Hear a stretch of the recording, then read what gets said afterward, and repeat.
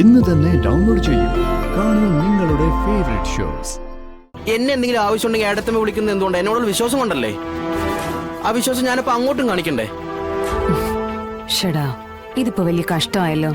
നീ കാര്യമായിട്ട് പറയേയില്ല. എടാ, ഞാൻ നല്ല ടയർഡായിട്ട് നിൽക്ക. അതുകൊണ്ടാ എനിക്ക് നിന്നോട് അല്പം ദേഷ്യത്തിൽ സംസാരിക്കേണ്ടി വന്നത്. നീ പെട്ടെന്ന് നിനക്ക് പറയാനുള്ളത് പറഞ്ഞാ എനിക്ക് വീട്ടിൽ പോയി റെസ്റ്റ് എടുക്കാം. അത്രയ്ക്കും തളർന്ന് നിൽക്കുന്നുണ്ടാ പറയുന്നത് അവിവേകമാണെങ്കിൽ എന്നോട് പൊറുക്കണം.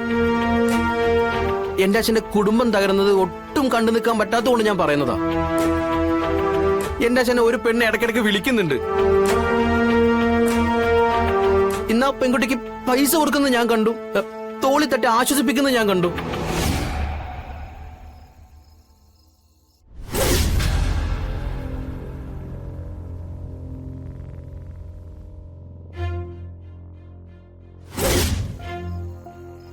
ഞാൻ ചോദിച്ചപ്പോ പരിചയമുള്ള ആളെന്നൊക്കെ പറയുന്നേ.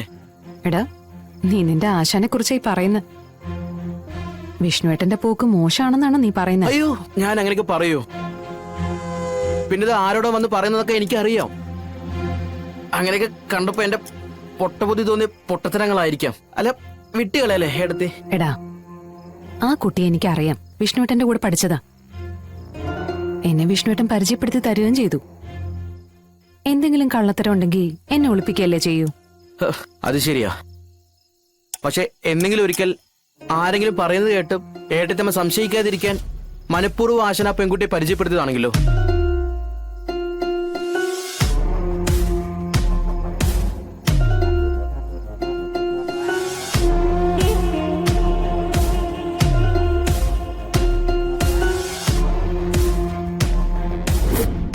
രേഷ്മ, 5ാം ക്ലാസ്സിൽ വെച്ചേ നീ പഠിത്തം നിർത്തിയത് എന്തിനാണെന്നറിയോ? ആ അജയനെ തന്നെ കുളത്തിലേക്ക് എറിഞ്ഞതിന്. കാരണം എന്താ? അവൻ എന്നോട് ഇഷ്ടമാണെന്ന് പറഞ്ഞതിന്. നീ മറന്നാലും അതൊന്നും എനിക്ക് മറക്കാൻ പറ്റില്ല.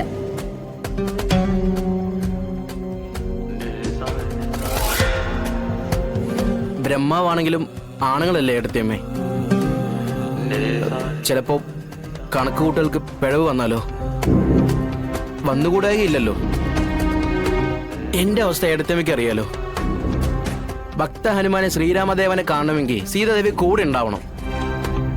എന്നാലേ ആ കാഴ്ചയിൽ ഹനുമാൻ സ്വാമിക്ക് തൃപ്തിയാവും.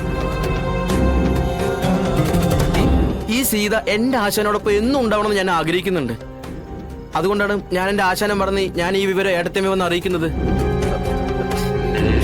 ഏടത്തമ്മ അറിഞ്ഞതിലപ്പുറം അവർ തമ്മിൽ എന്തോ ഉണ്ട്.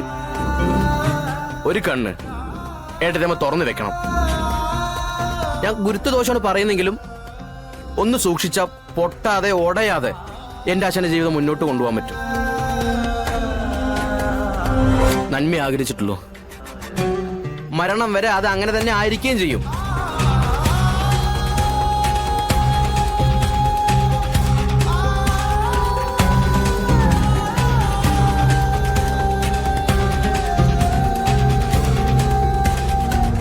അങ്ങനെ പെട്ടെന്ന് മാഞ്ഞു പോകുന്ന കൂട്ടുകാരിയല്ല.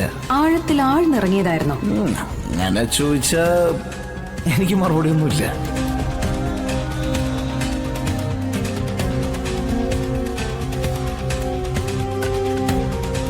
തന്നോടല്ലാതെ എനിക്കൊരു പെണ്ണിനോട് ഇഷ്ടം തോന്നിയിട്ടുണ്ടെങ്കിൽ അത് ഈ രശ്മിയോടായിരുന്നു.